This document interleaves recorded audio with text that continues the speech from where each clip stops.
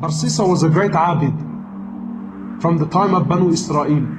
Great abid, great pious man. He was a monk.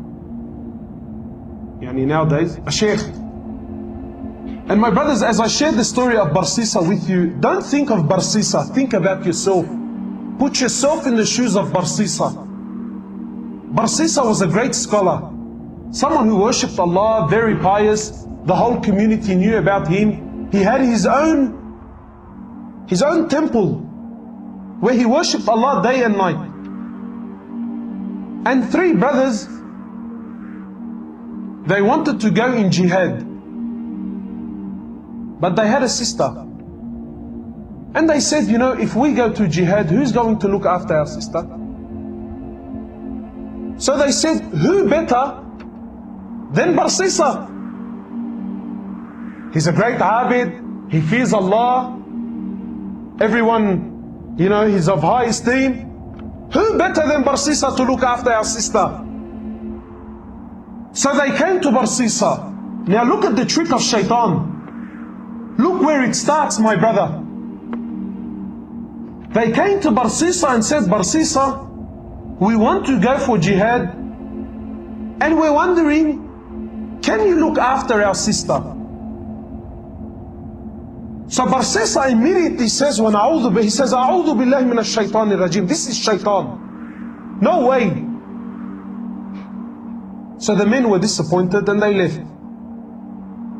Then shaitan came to Barsisa. He's not shaitan. Today he's our sheikh. So we'll call him Sheikh Shaitan. So Sheikh Shaitan came to Barsisa and said, Barsisa, brother, what are you doing? These men, they want to go for jihad. They're going for good. They're going for the sake of Allah. Barsisa, if you do not look after her, who's going to look after her? You are the most noble, Barsisa. You are the most pious man. If they leave her with someone else, what do you think will happen? So Barsisa says, maybe I should look after her for the sake of Allah, for the sake that these brothers. Look at the trick of shaitan.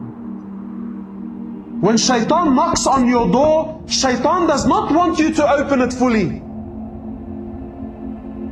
Just a little peep, a little, who is it? That's all he wants. A little crack. That's all shaitan wants. Shaitan has all the time in the world. Shaitan wants a little crack. So he calls the brothers back. He says, listen, for the sake of Allah, I will look after your sister, but she will not stay with me. Barsisa was a man who feared Allah. He was a genuine man who feared Allah, my brothers. Now I want you to think about yourself and relate this story to your life. He says, I will not keep your sister with me. She will stay in the house I have at the back of my temple. She will stay there and I will stay here. The brothers agreed. Said, no problem. The brothers went to jihad. And Barsisa would cook some food for her and put the food outside his door and make her come out from her house, come all the way, grab her food and go back. Look how much he feared Allah. But what happened? He already opened the door.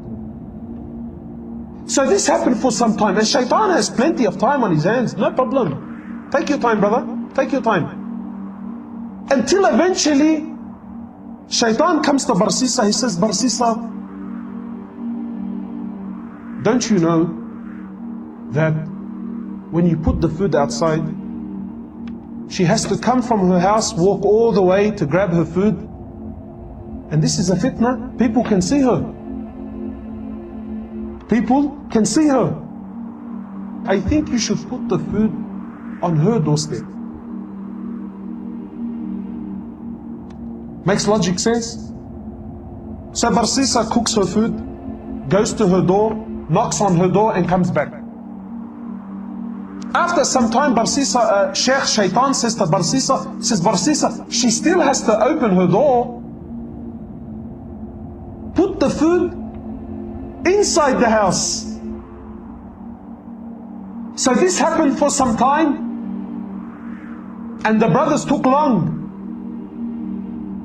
Now Sheikh Shaitan says to Barsisa, he says, Barsisa, you know, it's been a long time. This woman has no one to talk to, no friend, nobody to socialize. Maybe you should talk to her. Otherwise she will go outside and, Allahu Alam, cause fitna outside. For the sake of Allah, huh? Not for, no, brother, for the sake of Allah. So Barsisa now, he goes to the house.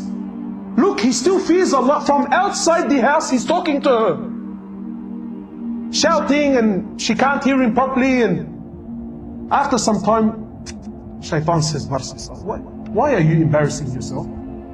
You're screaming and shouting. Go inside the house and speak to her there. My brothers, after some time, he started speaking to her inside the house. What was a little conversation became a longer one. After talking, now he wants to see. After seeing, he now started to touch. And after touching, the great Barsisa committed zina.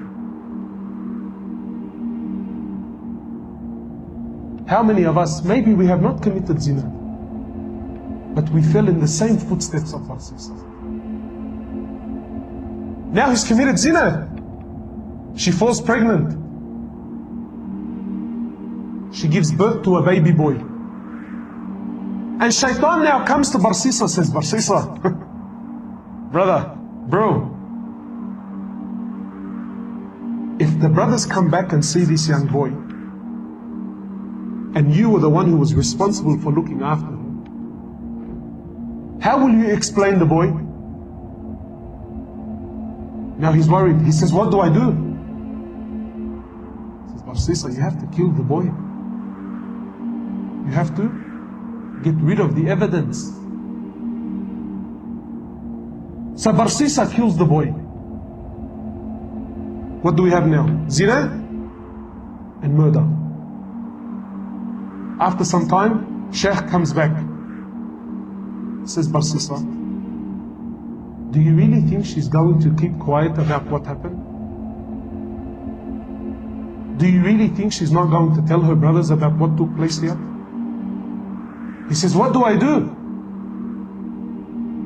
Kill her too? Zina and double murder. The brothers come back. Barsisa, where is our sister? He says to them, Inna lillahi wa inna ilayhi raji'un. Your sister, she became very ill, and Allah took her life. Barsisa is a great abid, big sheikh. He does not lie. The brothers had no other option. They said, where is she? He showed them a fictitious grave, a fake grave. He said, this is where she is. They made some dua for her and went home.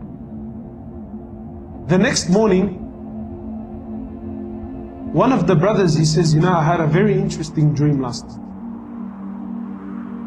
The other brother said, I had an interesting one. What did you see? He says, I seen in my dream that our sister was not sick.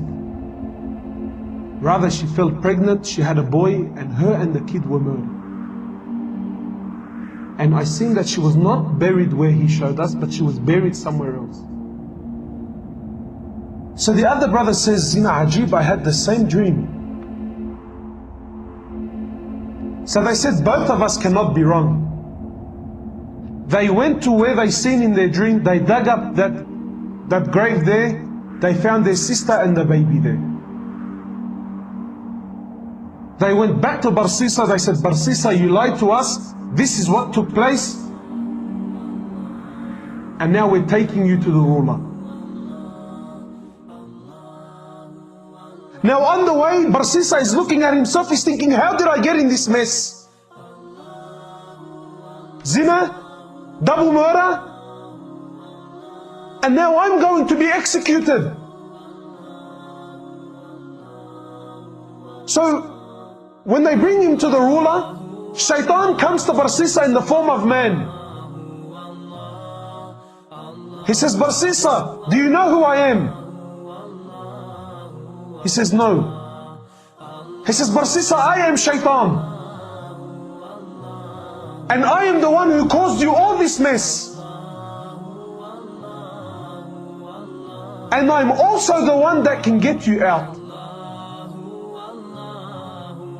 He says, Barsisa, I can get you out, man. I have a lifeline for you, Barsisa. He says, anything, get me out. He says, Barsisa, you make sajda to me.